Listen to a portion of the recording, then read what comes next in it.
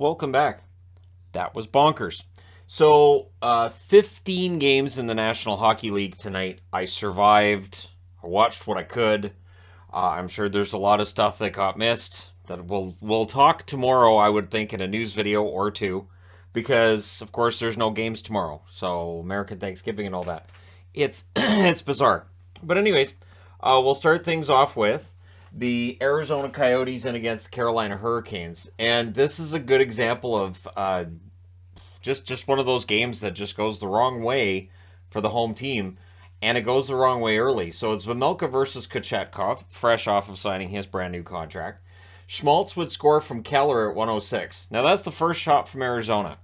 I know it's the first shot from Arizona because it's the only shot they had in the first period. That's it. So the Canes get a power play that's killed off. The shots are 4-1 for the Canes at 5.5 minutes. The Coyotes press. They're kept to the outside. They don't get a shot. The Canes go back to the power play. They then add an extended 5-on-3. Stetcher gets dinged up on a shot block. So it's kind of 5-on-2.5 at that point. Still can't bury it. That's killed off, and I put heroically because I'm like, yeah, that's some heroics by Stetcher. Coyotes get stuck on one shot. You know this. The Canes press with 5 minutes left, but after the first period, it's 1-0 Arizona, and they couldn't be less deserving. And I think it's okay for me to say that. Second period, early press by the Canes. The Coyotes, though, they get a power play. That was killed off. Chychrun has a blast that's held. Krause is denied and close. Martinook was robbed, as now Arizona's looking for the steal, right? Canes get a fourth power play that's killed off and gets no shots. And that was the final power play that Carolina had. Coyotes get a power play. Solid aggressive penalty kill by the Canes. Shea has a net feed that's intercepted. Boyd is robbed. And then with 11.1 seconds left, there's a power play for the Coyotes. So that carries over into the third period. Obviously, you need a kill if you're Carolina. And they get it, but right after the power play is done, Krause scores from Gunther and Mosier at 1:52.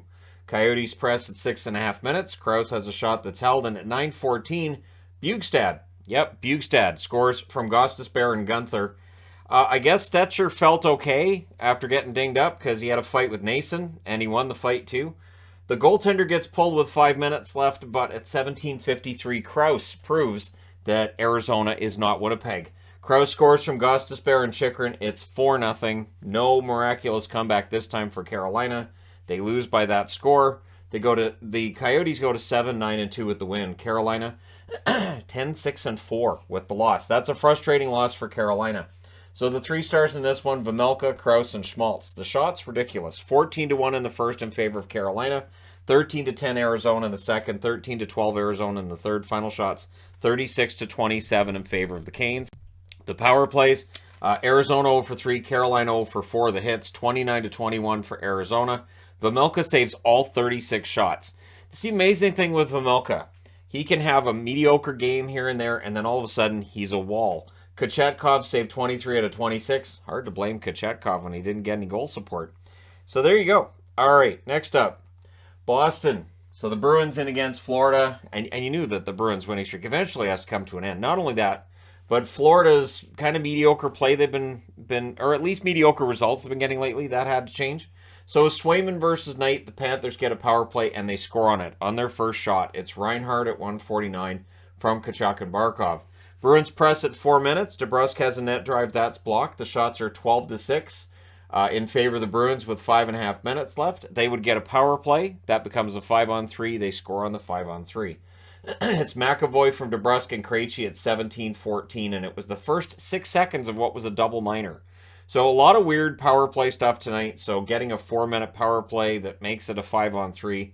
Yeah, but at any rate, that's the only damage done. It's 1-1 after 1. Second period, with 1:08 left in that power play, that's killed off by Florida. Coyle's denied on a net drive. The shots are 3-0 for the Bruins at 4 minutes. But first shot of that second period goes in. It's Lundell from Cousins and Reinhardt at 4:41. Panthers get a power play. That becomes a 5-on-3. That was killed off. Momentum, though, for the Panthers. They would get another power play. They score on this one. It's Barkov on the power play from Montour and Ekblad at 15:31. And they go back to the power play. So Boston having some problems tonight. Tkachuk on the power play scores from Barkov and Ekblad at 19:46. So that's one of those killer goals in the last minute of a period. Makes it 4-1 in favor of the Panthers going to the third period. Shots were 3-1 for the Bruins at 4 minutes. The Bruins get a power play. That becomes a 5-on-3. And during that 5-on-3, Boston scores again. It's Pasternak from Marchand and Krejci at 6:20. That was scored in the first half of another double minor. So, weird game. That becomes a 4-on-4. Everything's killed off there. Panthers get a power play. The Bruins kill that off. The goalie pull is done with around 3 minutes left, and Ekblad would hit the empty net at 17:50. Florida wins this one 10-8-2 with the 5-2 victory and wearing those beautiful reverse retros. Boston drops to 17-3. So they've only won 17 of their first 20. They're still in good shape. 3 stars, Barkov, Knight, and Ekblad. The shots 19-9 Boston in the first, 18-11 Florida in the second, 9-4 Boston in the third. Final shots 39-31 for the Bruins. Power plays, Boston 2 for 6, Florida 3 for 7. Hits 28-21 for Florida. Swayman saves 26 out of 30, and Knight saves 37 out of 39. I think we're at the point now in Florida where Knight's got the better numbers than Bobrovsky. I think something's got to change there, but we shall see if that takes place. Next up, Calgary in against Pittsburgh. So this one, it was Vladar versus Jarry. They had a nice ceremony for Malkin, his 1,000th game and all that fun stuff. And at 2:09 to celebrate, Ruda scores to open the scoring for Pittsburgh from Carter and Heinen. And that was on a rush during a line change by Calgary. Got to watch to make sure those line changes are at the right time. Flames try to answer. The shots are 4-2 in favor of the road team at 7 minutes. Penguins score, offside challenge, so that goal comes off the board. Huberdeau has a rush chance saved. The Flames get a power play. That becomes a 4-on-4. Everything's killed off there. Penguins press with 4 minutes left. The Penguins get a power play. Calgary kills it off, allows 3 shots. We go to the second period with Pittsburgh up 1-0. Raquel's denied in the first minute. Anderson had a screenshot. That was held. The Flames get a power play. That's killed off. Pressed by the Flames at 7.5 minutes. The shots are 7-6 for the Pens at 8 minutes. But at 8:37, Calgary ties the game. It's Dubé from Tanev and Gilbert. And so what was a pretty fun little second period there ends up with the teams coming out of that period 1-1. Third period. Shots are 2-0 for the Penguins at 4 minutes. Zucker's denied and close. A good bounce-back game for Vladar. Vladar's had a rough start to the season. This was Dan Vladar that we saw late last year. Raquel is denied from the slot. The shots are 5-3 for the Pens with 8.5 minutes left. Toffoli has a blast that's saved. It's 6:39 left. The Flames get a power play. The Penguins did kill that off. Heinen fires one wide. We end up going to overtime. Overtime, the Flames controlled early. In fact, the first minute, it was all Calgary's puck. And the fans are booing like crazy. They want Pittsburgh to get it. Kadri fires one high. Zadorov has a rush that's saved. The Penguins finally get it. They get some pressure. Raquel fires one high.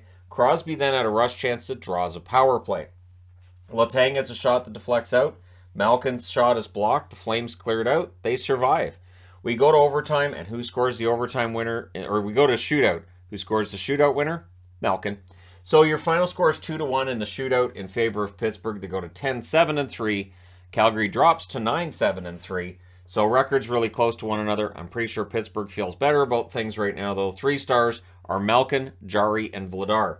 The shots in this one, I've got a number here that did I half wipe that one out? So let's see, 17. No, I'm right. 10-8, Pittsburgh in the first. A really wonky looking 7, but it's a 17 for Calgary in the second. 14 for Pittsburgh in the second with shots.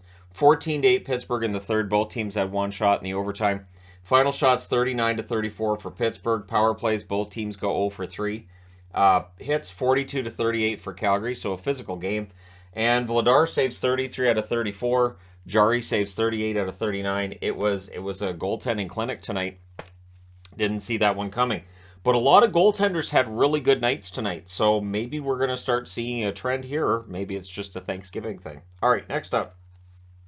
Montreal in against Columbus. And this was the game where things really picked up in the third period. The first and second period, I'm not going to say sleepy, but when you've got 10 games on at the same time and then 11, this was the one where there really wasn't a whole lot going on other than really power plays. So it was Montembeault versus Korpisalo. The shots were only 1-1 at 5 minutes. The shots were 5-5 with 6.5 minutes left. Again, there really wasn't much going on. I had that game on my computer, and I was like, I got to write a note under this game. There's nothing there. Habs press with 6 minutes left. There's a near miss for Dvorak. Savard was then denied. The Habs get a power play. There was a shorthanded rush by Nyquist that was defended. Didn't get to the net, and that's killed off. So we go to the second period. Early power play for the Habs. Monahan was denied there. Olivier's robbed on a break out of the box. Olivier, where's that coming from? Columbus gets a power play. That was killed off. The Habs press with 5.5 minutes left. Columbus gets a power play. That becomes a 4-on-4. Everything's killed off there. So we're still scoreless after 2. Third period at 1:08 on a turnover and wired top shelf. It's Olivier. Yeah, no idea. Jared Tenorti's now an offensive player, and apparently so is Olivier. Why not? Sure. So that took place, but the lead doesn't last very long. Jack-I, one of the favorite Habs amongst their fans, and I got to admit, I have a soft spot for the guy too. Evans and Slavkovsky with the assists at 2:38. And then at 3:35, so this is all rapid-fire stuff, Savard scores from Doc and Caulfield. So did you have Jack-I and Savard getting goals tonight? I didn't. I even put on the board today a bunch of guys who were off to slow starts. Didn't have them on the board. Roslovic then had a rush chance that was held. Pezzetta couldn't bury one on a 3-on-2. The shots are 6-4 for the Habs at 6.5 minutes. Doc has a chance that's held. Eventually, we get to the goalie pull by Columbus, and not long after, Monahan hits the empty net at 18:07. So he's rewarded for a pretty good game with that empty net goal. With 1:09 left, Columbus gets a power play. They call a timeout. We end up with Suzuki clearing it to end the game. Your final score is 3-1 Montreal. They go to 10-9-1 on the season.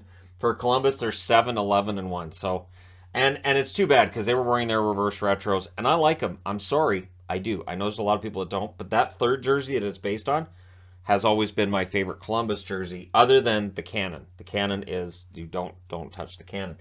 So the 3 stars in this one: Savard, Montembeault, and Olivier. There you go. Your shots: 7-6 Montreal in the first, 10 apiece in the second, 15-12 Columbus in the third. Final shots: 31-29 for Columbus. Power plays, both teams go 0 for 3. The hits: 15-13 Columbus. Montembeault saves 30 out of 31. Korpisalo saves 26 out of 28. So, there you go. Both goaltenders played good in that one too. Next up, St. Louis and Buffalo. I said streaking teams, right? And who better to take down a streaking team than another team that's been on streaks, and now they've won 2 in a row. I have no idea what to expect. Now, the argument too is going to be, why isn't Shannon wearing the Buffalo, the goat head? I wore the Buffalo goat head in a video a couple days ago. So I do like to vary things, and somebody hadn't won a game in regulation until tonight, so it seems like it's an occasion. So Bennington versus Luukkonen, I'm just saying because I know people are going to ask. I've got the goat head, and I've got the goat head magnets for the goals, and there was a lot of them. Skinner scored from Tuck at 18 seconds. The Sabres get a power play. That becomes a 4-on-4. Everything's killed off there.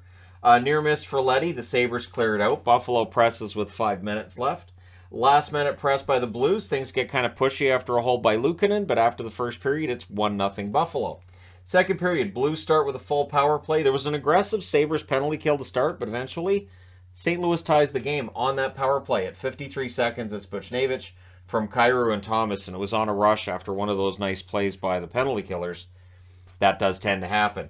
But the game doesn't stay tied for very long. 2 minutes later, at 2:53, it's Cousins from Hinostroza and Peterka. So 2-1 now for Buffalo, wearing those beautiful black goat head jerseys. So that was blasted high in a rush. Really nice pass by Hinostroza. Of course, Vinny's fantastic. Sabres get a power play. They score on it. It's Olofsson from Power and Middlestad at 5:57. He wires it top shelf. All of a sudden, it's 3-1 in favor of Buffalo. Yeah, I don't know either. It feels like Buffalo had this huge skid, and now that's done. That's done. Now we're done with the skid. That's it. Did you enjoy that? We didn't either. So we're done. We decided, we had a team meeting and decided, hey, why don't we just not lose? And so we stopped. So Sabres press with 9 minutes left. There was a power play for Buffalo, and they score on it. It's Skinner from Tuck at 13:01. Jeff Skinner's been on a real heater. That one's nice backhand goal, too. Some backhand goals tonight. I like to see these callbacks. And some 80s-like scores, too. So 4-1 after 2 periods. Third period, there's an early Blues power play. That was killed off. The shots are 2-0 St. Louis at 5.5 minutes. Blues score, but it's offside. So that goal's coming off, and it does. Sabres press next shift. There was a near miss for Quinn and Close. He'd remember that. The shots are 7-3 for the Blues with 9.5 minutes left. Blues get some pressure, and Barbashev hits a post. And then, here we go. It's Quinn at 12:44, so that makes it a 4-2 game. There's your insurance goal. And then Quinn adds another at 18:43, so that made it 5-2 and then 6-2. It's fine. I can sometimes lose track of the score with 15 games, right? No? Why not? All right, anyways. And then Shen would score to make the final score 6-2 from Achari and Barbashev at 18:56, and at the horn, things get kind of punchy. I don't think St. Louis liked getting beat up tonight like this. So, Buffalo comes out, we're the goat heads, and they did pretty well. Your 3 stars in this one, Skinner, Luukkonen, and Quinn. So, good game. Shots 10-8 Buffalo in the first, 15-13 for St. Louis in the second, 13-9 St. Louis in the third. They actually outshot Buffalo 36-32. Power plays, St. Louis 1 for 3, Buffalo 2 for 3. The hits 26-15 St. Louis. Bennington 26 saves on 32 shots, and Luukkonen 34 saves on 36 shots. A little better than the stats Luukkonen had in his first game. Anyways, now I need to change sports. Okay, Toronto. So, some some controversy. I want to say too, there are at least a couple of incidents that I saw with fans throwing crap on the ice. Just stop. Don't. If you want to throw stuff on the ice, don't. Just don't do it. Anyways, it was Murray versus Vanacek in this one. Early jump for the Devils, but the shots are 3-1 Toronto at 2 minutes. The Leafs press at 5.5 minutes. The goalie interference is called on a Devils goal. It's a challenge. That challenge fails, so the Leafs get a power play out of that. Keep that in mind. Then there was a delay because glass needed to be replaced near the bench. We get a post for Tatar when play resumes, but then Tavares at 11:41 opens the scoring from Marner. And then Holmberg, with his first NHL goal, scores from Kerfoot at 14:03. The Leafs then get a power play not long after that. There was a shorthanded Sharangovich clear, and that's killed off. So it's 2-0 Toronto after the first period. Second period, early press by the Devils. The ref gets told that he sucks. There's a lot of times tonight that the fans didn't like the ref in this one. Devils get a power play. That's killed off. They go back to the power play. The Leafs killed that one off too. Matthews couldn't bury one. The Leafs get a power play. That led to a shorthanded rush by Mercer where he fired it high. 35 seconds left. The Devils get another power play. So we go to the third period where the Leafs finish the kill. We then had a near miss by Tatar. Press by the Devils at 3.5 minutes. More pressure by the Devils at 5 minutes. The shots are 3-2 for the Devils at 7 minutes. The Leafs get a power play. Tavares had a rush that was defended. Matthews has a shot that's held. And there's no goal. So, again, New Jersey, there were 3 times tonight that there were goals called back. So, fans don't like that in general, and that's where debris litters the ice. And it took a while to clean that up. Now, here's the thing. You have the Leafs on a power play. You've littered the ice with whatever, right? Because there was a shorthanded goal, and it's this big turnaround. You also have now given the Leafs kind of a second wind, right? So now the Leafs have had time to think things over and gather their thoughts on whatever. And I really think that when fans cause a delay like that, I don't think it helps the home team. I think it only hurts them. Anyways, the Devils did finish the kill, and then Hamilton scored from Sharangovich and Zetterlund at 14:52, and it was all Devils from there. He shares a net feed that was blocked. Tavares then had a net drive. He was robbed. 2:14 left. The Devils call a timeout. They would pull the goalie. Giordano would hit the post on the empty net, but because he hit the post on the inside and it spit to the side, that means it's not an icing. Well placed. Hamilton then had a shot that was blocked, and in the end, Toronto holds on. They win this one 2-1. They go to 11-5-5 with the win. New Jersey 16-4 with the loss. The 13-game winning streak is done. The 3 stars are Murray, Hamilton, and Siegenthaler. So Matt Murray is the number 1 star. Shots are 10-5 Toronto in the first, 16-4 New Jersey in the second, 14-6 New Jersey in the third. They outshot Toronto 35-20. This was a New Jersey game. Murray stole it. I know people are going to say the refs. Power plays 0-4 for Toronto, 0-3 for New Jersey. The hits 15-9 for New Jersey. Murray saves 34 out of 35. Vanacek saves 18 out of 20. And now New Jersey gets to start a new streak in the next game, if they so choose. But yeah, so a little bit of controversy in there. Doesn't hurt anybody. Next up, Winnipeg in against the Minnesota Wild. Minnesota wearing their reverse retros. Hey, Minnesota North Stars, that'll always get a thumbs up from me. So there you go. Hellebuck versus Gustafson in this one. Early chances for the Wild. Boldy had a net feed. That was saved. The Wild get a power play. Kaprizov has his shot held. And then 2 seconds after the power play ends, Minnesota opens the scoring. It's Shaw from Dumba and Patan at 8:20. We then had a fight between Asamont and Dewar. So, didn't expect that one. Shots 14-3 for the Wild with 7 minutes left. Yeah, Winnipeg had a tough start. We get 2 minutes of 4-on-4, and then the Wild press to close out the period. Second period, the Wild scorer. It's reviewed, and it counts. It's Addison from Merrill and Boldy at 2:50, and then Foligno would score from Dumba and Eriksson Ek at 3:58. So this is where the lines go into a blender for the Jets. Didn't really help much. Boldy has a net drive. That's broken up. Things get pushy after a hold by Gustafson, and then Connor gets on the board. He scores from Morrissey and Asamont at 14:18. With 1:19 left, the Wild get a power play. That rolls over into the third period. And early in the third period at 28 seconds, it's Kaprizov scoring from Boldy and Zuccarello, and Kaprizov just willed that one into the net. That's one of those beast mode goals as Kaprizov can do. The Jets get a power play. That becomes a 4-on-4. Everything's killed off there. And then Foligno with his second goal of the game. He scores from Eriksson Ek at 6:51. The Wild would then get a power play. They score on that one as well. It is Boldy from Kaprizov and Addison at 9:46.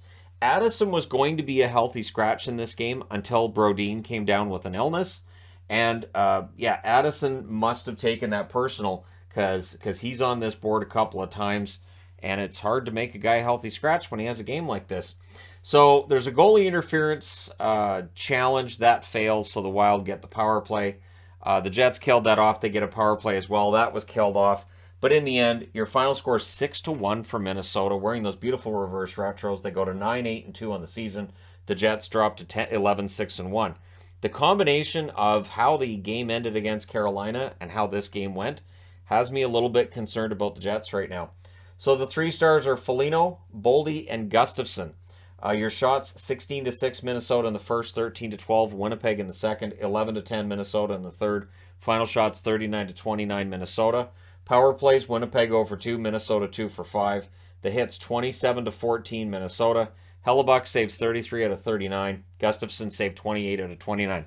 Hey, look at that. Gustafson is doing pretty well all of a sudden. So that's a key thing, right? With Fleury out for however long he's out, Gustafson needs to be able to hold the fort. And he did pretty well tonight. So there you go.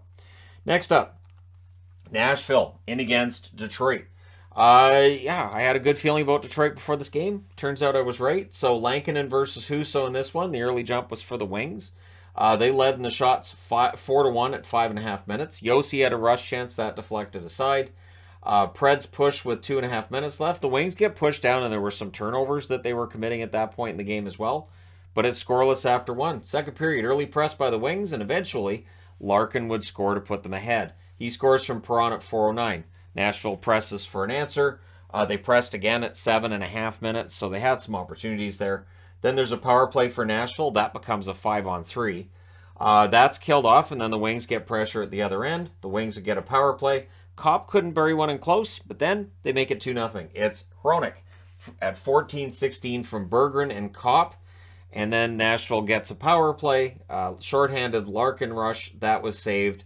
That power play is killed off. With 9 seconds left, the Wings get a power play. So it's 2-0 for Detroit going into the third, and they're going to start that period with a power play. Good cycle. Near miss for Kubalik.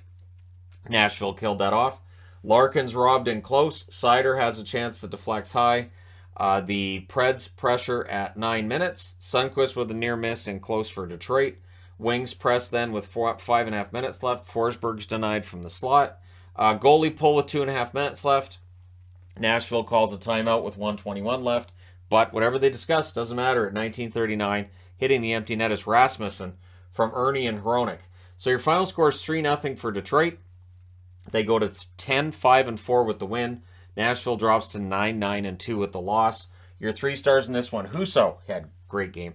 Larkin and Hronek, the other 2 stars. Shots, 7-6 Nashville in the first, 12-11 Nashville in the second, 12-7 Detroit in the third. Final shots, 29-26 for the Wings. Power plays, Nashville 0-3, Detroit 1-2. The hits, 29-18 for Detroit. Lankinen saves 26 out of 28. Husso saves all 26 shots thrown his way. And there you go. It's a shutout. And it's not the only shutout of the night. Check it out. So the Islanders at home against the Oilers. The Oilers looking to bounce back after a loss, and here we are. It's Campbell versus Sorokin, so Campbell with a broken nose, but no problem. I thought he played well enough tonight. Glove save on Romanov. The Islanders get a power play. Dobson fires one wide. The Oilers clear it out. It's killed off. The shots are 3-0 for New York at 5 minutes. No Oilers shots at all in the first half, so slow start by the Oilers tonight, but a good start for Campbell, and I thought that was key. Hyman has shots saved as the Oilers press, meaning he had 2 straight shots that Sorokin denied him on.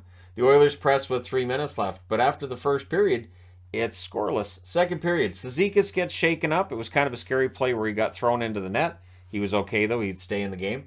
The Oilers get a power play. That leads to a shorthanded goal by the Islanders. It's Pajot from Parisi and Pelech at 4:33. And yeah, Pajot can be really dangerous shorthanded. That was scored on a rush. Then we get a 4-on-4 to end that power play. And then that means that we get a power play for the Islanders. And as soon as theirs gets started, they end up getting a goal. It's Pajot. So he gets a shorthanded goal and a power play goal back-to-back. From Barzal and Lee at 6:32. The Oilers then get a power play after that. Draisaitl fires one high and close. That power play is killed off. Ryan then had a shot that was held. But before the period's out, Sebastian Aho, the other Sebastian Aho, he scores from Wahlstrom and Cizikas at 16:56. I think his official name should be the other Sebastian Aho. I wonder if he'd even mind that. I think he'd be okay with that, right? Anyways, it's 3-0 for the Islanders after the second period. He should have a t-shirt that says, I am the other Sebastian Aho. Anyways, before I get too sidetracked, let's get into the third period. The Islanders press at 2 minutes. Hyman had a rush chance that was held. The Oilers get a power play. The Islanders kill that off. McLeod with a net drive that saved. The shots are 7-1 for Edmonton at 8 minutes. So they're really testing Sorokin, by which I mean the Islanders are testing their own goaltender here. The Oilers get a power play. There's a post for Nugent Hopkins. That's killed off. The Oilers go back to the power play. That's killed off as well. And Sorokin with more denials late in the game. Just building up the highlight reel saves. Career high in saves for him as well in this one. And in a shutout nonetheless. Ceci was denied in close late. Your final score is 3-0. The Islanders go to 13-8 with the win. The Oilers drop to 10-10 with the loss. They are at 500 through 20 games. Your 3 stars, Sorokin, Pajot, and Aho. The shots, 12-9 for the Islanders in the first, 17-11 Edmonton in the second, 23-8 for Edmonton in the third. Thanks for coming out, guys. Final shots, 49-31 for Edmonton. Seriously, like Sorokin should be able to just hit every one of his teammates with his blocker going around the locker room after. But yeah, power plays 0 for 5 for Edmonton in this game, and the Islanders went 1 for 2. Hits 20-17 for the Islanders. Campbell saved 28 out of 31. Like I said, I thought he played well. Sorokin saves 49 shots for a very impressive shutout. So, kudos to him. And again, his teammates could have helped him out a little bit. Could have cleared the puck a little bit. Next up, Philadelphia in against the Washington Capitals. So for Philadelphia, the misery continues, right? It's Sandstrom versus Kemper. 5:27 in. Morgan Frost opens the scoring from Sanheim and Farabee, and that one went through Kemper. Kemper needs to save that one. That was not a fantastic one. But if you're Philly, yeah, you take it. Shots are 3-2 for the Flyers at 8 minutes. Capitals get a power play. They scored, but no goal, and then they get a goal. So they call one back, and then this one counts. Ovechkin on the power play from Oshie and Strome at 11:05. The Flyers then get a power play. That's killed off. Another Flyers power play would follow that. That was killed off as well. It's 1-1 after 1. Second period. Shots are 3-1 for the Capitals at 3 minutes. Glass causes a delay in this one as well. And it's the same glass. It's that curved glass by the bench. 2 different games. That glass was out of place and need to be replaced. Pressed by the Caps at 4 minutes. There was a power play for Washington. Carlson has a blast that's held. Ovi has a shot that's held. That's killed off. Shots are 12-3 for the Capitals with 7.5 minutes left. And then at 14:33, Brown scores for Philadelphia to put them in the lead from Provorov and Delorier. And that's one where Kemper thought he had it. So Kemper had a good game statistically, but in the case of the first goal, he probably should have had it. In the second one, he thought he did. 2 minutes left. The Capitals have a power play. That's killed off as the horn sounds. It was with exactly 2 minutes left, so that's handy. Third period, the Flyers get a power play. Becomes a brief 5-on-3. The Flyers call a timeout before that 5-on-3, and the Capitals killed it anyways. So the timeout must have helped Washington more than Philly. Shots are 4-3 for the Caps at 9 minutes. Limited chances either way at this point in the game. Frost has a chance to deflect out. The Flyers were in shutdown mode until. This was only the 5th shot of the period for the Capitals at 17:02, and it goes in. It's Milano from Kuznetsov and Oshie. So they did their best to protect the lead, and in the end they gave it up. Post then for D'Angelo, away from giving Philly the win in regulation. Milano was denied on a rush. We get some punching after that, because that's how you celebrate that. Then the Caps press to close it out, so we go to overtime. Philadelphia didn't touch the puck. Ovechkin hits the post, and then he put it in shortly thereafter. He scores from Strome and Gustafsson at 1:04. So for Ovechkin, that's 2 more goals for him. He continues to climb the charts. And it was a perfect pass by Strome on that one, too, and then OV buries it. So the score is 3-2 in overtime for Washington. They go to 8-10-3 with the win. With the overtime loss, Philadelphia now 7-8-5. So they're still getting points. They're just not getting wins. So the 3 stars in this one, Ovechkin, Oshie, and Sandstrom. The shots 10 apiece in the first, 14-5 Washington in the second, 8-6 Philly in the third. Washington had the only 2 shots in overtime, including the one that matters. Final shots 32-23 for Washington. Power plays Philadelphia 0 for 4. Washington 1 for 3. Hits 35-30 for Philadelphia. Sandstrom saves 29 out of 32. Kemper saved 21 out of 23. And now we need to change boards. Next up, Chicago and Dallas. This was bonkers. This was ridiculous. So it's Mrazek versus Ottinger. Now, when this game came on, it was the 11th game being played at the same time. I did not watch the first period because I was like, I got 6 games on the TV I'm tracking. I got 4 games on the computer. I can't have more than 4 games on the computer. That's the max. So early Hawks power play, that's killed off. The shots were only 1-0 for Chicago at 5.5 minutes, so I didn't feel like I was missing very much anyways. Hawks go back to the power play. The shots are 7-0 for Chicago at 9.5 minutes. That power play was killed off. And there was a fight between Tenorti and Robertson. So Tenorti remembering what he does in the game, but he also got a point in this one. Robertson then scores unassisted at 13:55, as Robertson does. I've seen the goal since then. Stars get a power play, that's killed off, but it's 1-0 Dallas after 1. Second period, this is where I start watching, and I'm like, I thought this was going well. So the Hawks, Hintz has a rush chance that's saved, and then Seth Jones, who just got activated off the IR, scores from Kane and Jack Johnson at 4:22, and the Hawks are heading shots 5-3 at 7 minutes. At 13:53, Athanasiou puts them in the lead from Domi and Caleb Jones. So both of the Jones brothers on the board, cool. Hawks press with 3.5 minutes left, and they would score. It's Connor Murphy from Taves and Tenorti at 16:53. So there's Tenorti's name on the board with an assist. He had the fight. He did not get the goal for the Gordie Howe hat trick. Stars try to answer. Sagan's denied. Mrazek holds. And the Stars, trailing after the second period, it's a rarity, but coming into tonight, they were 0-3. They hadn't won a game all year when they're trailing after 2. So that was worth putting on the board. Third period, Lundqvist has a shot that's saved. Marchment was absolutely denied in the slot. Like, Mrazek was playing really well to start the period. Jack Johnson's then denied on a 2-on-1. Kivi Ranta has a chance. That was saved.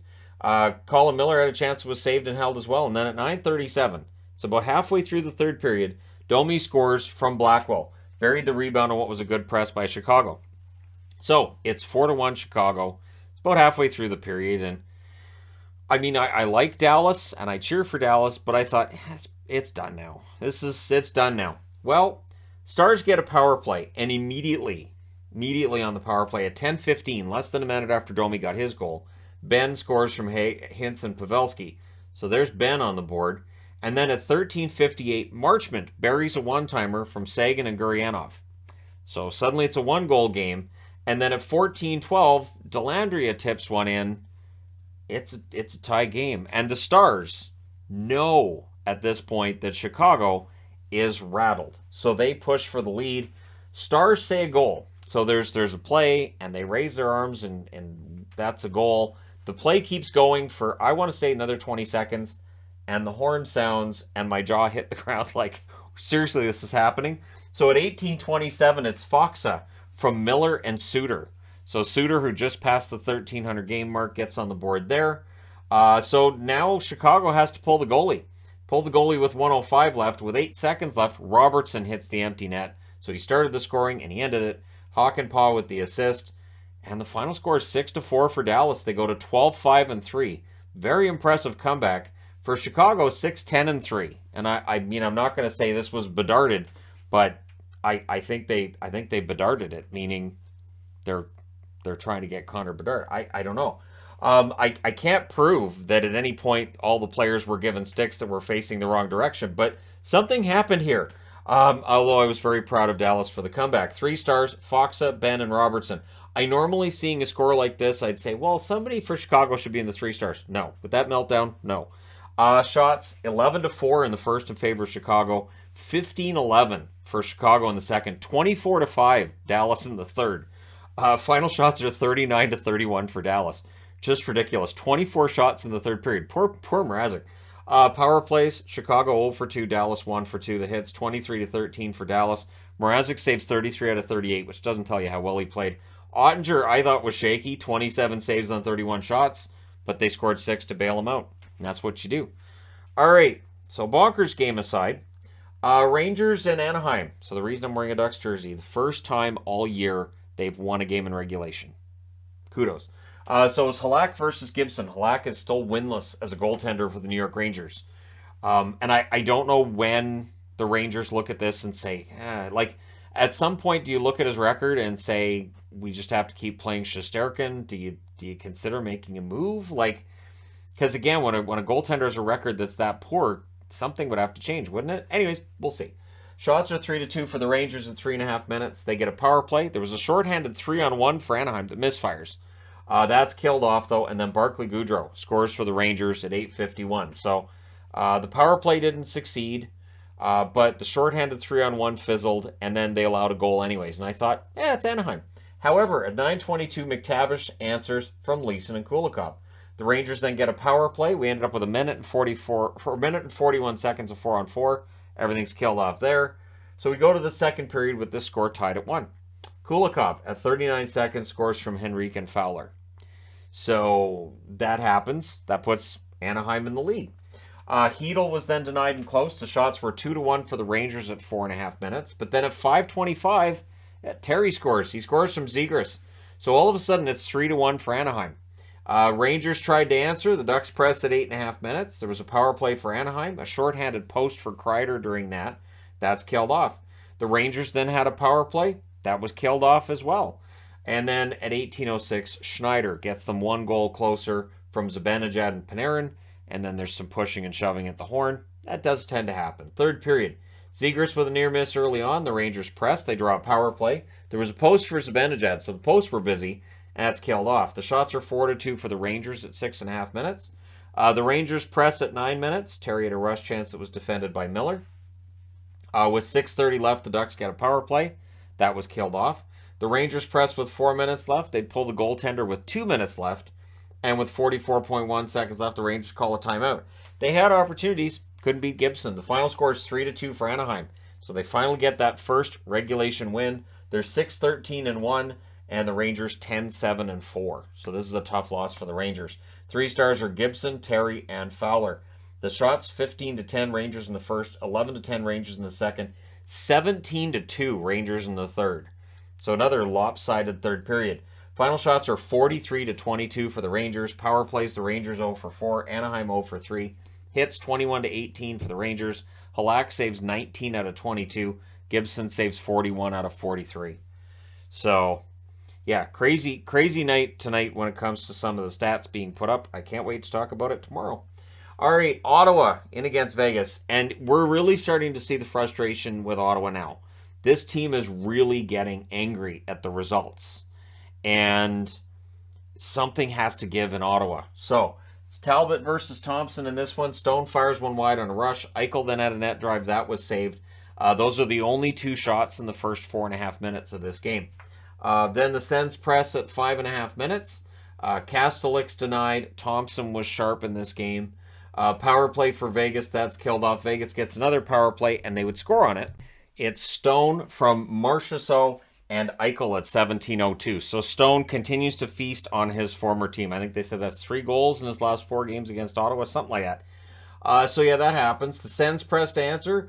Giroux gets upset with 1:26 left, but the Sens do come out with the power play, so he had a right to be upset, and they scored on it. It's Sanderson with his first NHL goal, with his father in attendance. from DeBrincat and Batherson at 1942. So it's 1-1 after one. Second period. Carrier with a net drive. Poke check by Talbot on that.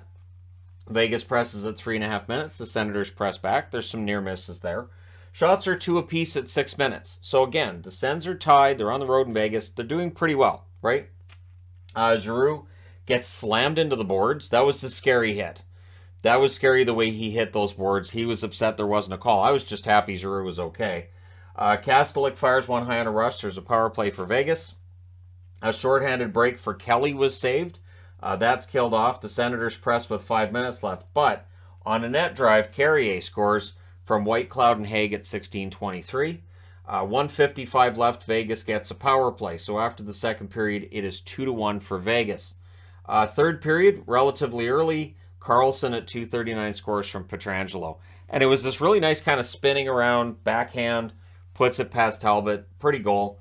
The shots in this period are low again, only 2 apiece at 8 minutes, but Vegas is now up by 2, so they don't care. Senators press with 8.5 minutes left. With 6.5 minutes left, the shots are now 10-4 for Ottawa as they do their best, but now Logan Thompson's doing his impersonation of a wall. Vegas not letting the Sens pull Talbot either. The Sens wanted to pull Talbot with, I want to say, about 3 minutes left. It took until there was 1:45 left, and not long after he comes out, Eichel hits the empty net. McNabb with the assist at 18:20. Goal line stand then by Thompson when the Sens were trying to get anything, any kind of a positive out of this game. The Sens bench looked frustrated. Giroux looked frustrated, and Stützle. Stützle was sitting there. Either he was talking to teammates on either side of him, or he's talking to himself. And it was basically just along the lines of the kind of frustration you feel when your team's just not winning. And it's just not working.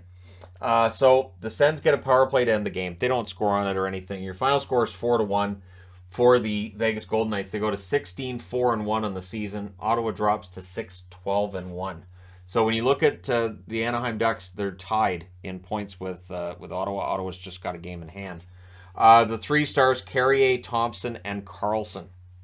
The shots 13-10 Ottawa in the first, 17-11 Vegas in the second, 14-8 Ottawa in the third. Final shots 38-35 for the Senators. Power plays 1 for 2 for Ottawa, 1 for 4 for Vegas. The hits 49-19 for Ottawa. I think all the hits by Vegas were on Giroux. Talbot 32 saves on 35 shots. Thompson saves 38 out of 39. So I still think he's got a good shot at winning the Calder. All right, next up, San Jose and Seattle. This is the game with the goals in it. So the scoring wasn't that high in most of the games tonight, right? You have this flurry of goals here. You have the Minnesota game. But in general, the scoring was pretty low overall. Then this one, just bonkers. So it's Kakinen versus Jones at 4 minutes and 11 seconds. Couture scores from Cechek and Nieto. That one's tipped in close. Now, I don't have a lot of notes in the first periods of this because I was trying to catch up on the other boards with finishing off those games and finishing off those boards. And maybe I knew I wouldn't have a lot of room for notes once this game really got going. So Meyer has a rush chance. That's blocked out. Shots are 3-2 for Seattle at 6.5 minutes. The Sharks get a power play. There was a shorthanded rush for Gord. That makes it a 4-on-4 for 6 seconds. Then it becomes a 5-on-3 for the Kraken. A lot of 5-on-3s tonight. Burakovsky scores during the 5-on-3 from Dunn and McCann at 9:44. Sharks then killed off the 5-on-4. The Sharks have had excellent penalty killing all year. I think 5-on-3 is the only way to beat it. Hurdle tips one high. We get 2 minutes of 4-on-4. Then it becomes a 4-on-3 for San Jose, and they would score. It's Meyer from Carlson and Couture at 18:53. So it's 2-1 San Jose after 1. Second period. Kraken get a power play. That was killed off. Shots are 2-0 Seattle at 5 minutes. At 5:52 on a rush. Dunn scores from Beniers. Fantastic pass by Beniers there. He's going to be in the running for the Calder as well. Donato would then score to give Seattle the lead from Sprong and Geeky at 7:02. The Kraken press for more. Seattle goes to the power play. Is this the power play goal? It shouldn't be. It's not because there's the 5-on-3. So after the power play's done, and I don't think it was that long after, Alexiak scores from Schultz and Burakovsky at 10 minutes and 11 seconds. This is where the coach for San Jose calls a timeout. He says, all right, we're kind of done with this. Like, just, I can't imagine the frustration at, you have a lead on the road and then 3 goals in a row in the second. So the Sharks, after that timeout, they did play better. Meyer scored from Hurdle, wired it high on a rush at 13:39. So Timo Meyer with his second goal of the game. And so after the second period is 4-3. And we knew we were going to get more scoring in the third period, didn't we? Barabanov ties it from Benning at 1 minute. And then Bjorkstrand gets the second of the season from Gord and Tanev at 2:48. And then at 3:47, we get another one. It is Schwartz from Burakovsky and Beniers, and it was a beautiful three-way pass on a rush and in the back of the net. Meyer would answer, though, from LeBanc and Hurdle at 8:58. So there's the hat trick goal, and no idea what's going to happen here. You got Martin Jones, who I guess against San Jose starts to play like Martin Jones did when he was in San Jose. I don't recommend that. And then Beniers, though, would answer. He scores from McCann and Soucy at 15:16. He wired that one from the slot, and so it's 7-5. San Jose pulls the goaltender. That allows Jaden Schwartz to hit the empty net at 19:25. So with an 8-5 victory, Seattle has set a new team record for goals with 8 in a game. They go to 11-5-3. It's not a great score in the end, but hey, they're 11-5-3. For San Jose, got to be a frustrating night. They're 7-12-3 with the loss. Your 3 stars in this one: Beniers, Burakovsky, and Meyer. Meyer with the hat trick. The shots 10-8 Seattle in the first, 11-6 Seattle in the second, 12-6 in favor of San Jose in the third, which means of the 6 shots that Seattle had, 5 of them with a goalie in the net, 4 of them went in, 3 of them with the goalie in the net. So, yeah, Kakkonen did not have a great game. Your power plays in this, or the shots overall in this one, 27-26 for Seattle, so 53 shots, 13 of them go in the net. Not a goalie clinic. Power plays, San Jose 1 for 2, Seattle 1 for 3. The hits, 19-17 Seattle. Kakkonen saves 19 out of 26, and Jones saves 21 out of 26. So somewhere Minnesota fans and Minnesota management will see that result and go, yep, they made the right decision to moving them. And yeah, we'll see what San Jose does next game. I'm guessing Reimer gets the next start. And again, we'll see if there's any kind of changes when it comes to goaltenders over the next couple of months. All right, last game of the night, Vancouver in against Colorado. I gave Vancouver absolutely no chance. I gave Vancouver absolutely no chance, even when they were leading in the third period. Let's discuss. So it was Martin versus Francouz in this one. The Canucks do score on their opening shot. It's Mikheyev from Pettersson and Kuzmenko at 21 seconds. First shot, buried it in close, buried it top shelf. Canucks are 4-4-2 and they score first. So they've only won 4 out of 10 where they score first coming into tonight. It's not a great record, and it kind of makes you nervous there, right? Near miss by Manson. The Avs end up getting a power play. Rantanen has a chance that's held. That's killed off. The shots are 5-3 for the Canucks at 8 minutes. The Canucks press with 9.5 minutes left, but it is Rantanen tying the game from Taves and Lehkonen at 11:27. And then with 2:52 left, the Avs get a power play. So the Canucks had killed the earlier one. That brought their kill streak up to 7. That's the most penalty kills they've had in a row that have worked for them this year. It's not a great record. Rantanen would end that streak at 7. From Compher and McKinnon at 17:44. And then in the last minute, there's a press by the Avs. So it's 2-1 Colorado after 1. Second period, Hughes had a screenshot that was held. They get a power play. Horvat's denied and close. Besser's denied as the power play comes to an end. The shots are 4-2 for the Canucks at 7.5 minutes. So that's not bad. The Canucks score, but there's a goalie interference challenge, and it doesn't count. And Garland argued with it, and the announcers argued with it. I'm going to just say it. Was Garland pushed in? Kind of, sort of. But did he interfere with the goaltender? Yes. Did he try to get out of the way? I'm going to say no. I understand why the interference stood, which means that becomes a power play, right? That's killed off, and then Horvat scores from Bear and Miller at 10:34. So, or no, it was goalie interference challenge to take the goal off the board, so there was nothing to kill there. So, got to get my story straight with the 15 games and all. So, Horvat scores from Bear and Miller at 10:34. That's 12 goals in 12 games for Horvat. I think they said going back to last season, 30 goals in 38 games. That's not bad. So we get a 4-minute Avs power play, and then Miller takes a penalty to make it a 5-on-3 for 1 minute and 35 seconds. I said there was a lot of 5-on-3s, and here we are again. And I just put, geez, after that, because I knew it was coming, and Makar scores 5-on-3 from McKinnon and Compher at 15:59. So that puts the Avs back in the lead 3-2. Canucks then killed off the 5-on-4 with 2:08 left. The Canucks get a power play of their own. Compher gets dinged on a shot block, but that power play's killed off, so it's worth getting dinged on the shot block. So it's 3-2 entering the third period. Third period, the Canucks get a power play. Miller had a rush chance that was saved. But just after the power play ends, Sheldon Dries. I'm so happy to see him doing well with the Canucks. He scores from Ekman, Larson, and Besser at 5:07. We then had a post for Taves. The Avs press, they get a power play. That becomes a 4-on-4. During the 4-on-4, Ethan Bear gets a goal from Ekman, Larson, and Dries at 12 minutes. I didn't see Ethan Bear getting a goal in this either. So all of a sudden it's 4-3 for Vancouver. Then there's a post for Horvat during the brief power play the Canucks had, but everything gets killed off there.